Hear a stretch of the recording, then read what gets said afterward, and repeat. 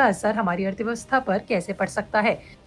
सबसे पहले बात 11 दिसंबर की करें तो सबसे ज्यादा हलचल वाला दिन ये रहा। दिल्ली में भारत और अमेरिका की 2 दिन की अहम ट्रेड मीटिंग का आखिरी दिन था।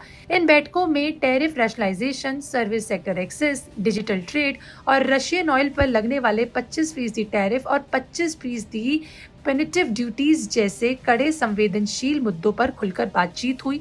ये साफ दिखा कि दोनों देश किसी समाधान की दिशा में आगे बढ़ना चाहते हैं, ना कि कॉन्फ्लिक्ट में रहना चाहते हैं। लेकिन दिन का असली बड़ा पल था जब प्रधानमंत्री नरेंद्र मोदी और अमेरिकी राष्ट्रपति डोनाल्ड ट्रंप की फोन कॉल पर बात हुई। ये दोनों नेताओं के बीच इस दौरान की तीसरी बातचीत थी। ऐसे समय में जब ट्रंप प्रशासन के टैरिफ बढ़ाने के फैसले चर्चा में हैं, दोनों नेताओं का सीधे बात करना काफी मायने रखता है। इस कॉल में ट्रेड, एनर्जी और डिफेंस पर चर्चा हुई और इसके अलावा बातचीत में दोनों देशों के बीच रिश्तों को और मजबूत करने को दोहराया गया।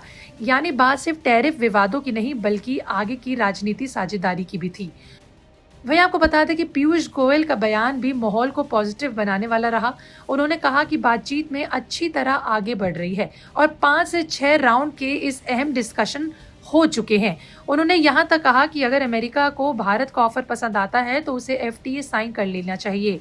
उनका फोकस फिलहाल फर्स्ट ट्रेश या फिर फर्स्ट फ्रेमवर्क डील पर है, जो बड़े समझौते की दिशा में पहला कदम हो सकता है।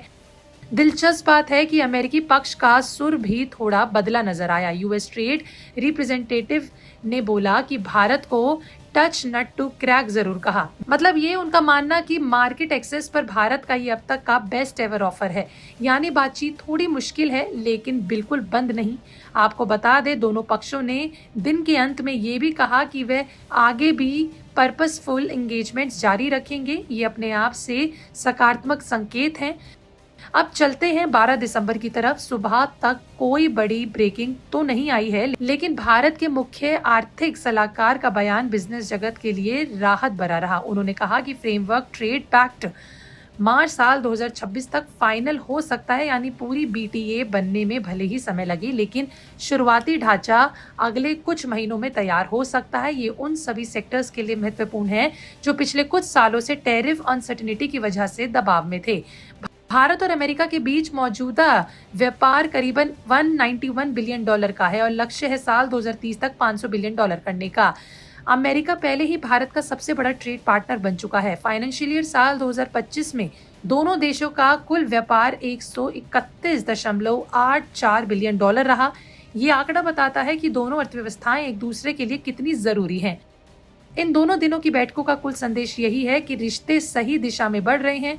टैरिफ विवाद को हल करने की कोशिश है, 6 राउंड की बातचीत पूरा होना और फ्रेमवर्क डील की संभावना है। ये सभी संकेत भारतीय एक्सपोर्टर्स के लिए बड़ी राहत है।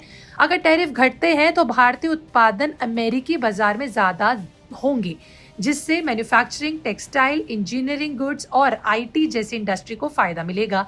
बेशक चुनौतियां अभी खत्म नहीं हुई है। ट्रंप प्रशासन का फोकस ट्रेड डेफिसिट और रूसी तेल जैसे मुद्दों पर सख्त बना हुआ है और एक पूरी तरह विकसित बीटीए यानी बिलेटरल ट्रेड एग्रीमेंट तक पहुंचने में समय लगेगा। लेकिन पॉजिटिव मूवमेंट यही है कि बातचीत जारी है, बंद दरवाजा नहीं हुआ है।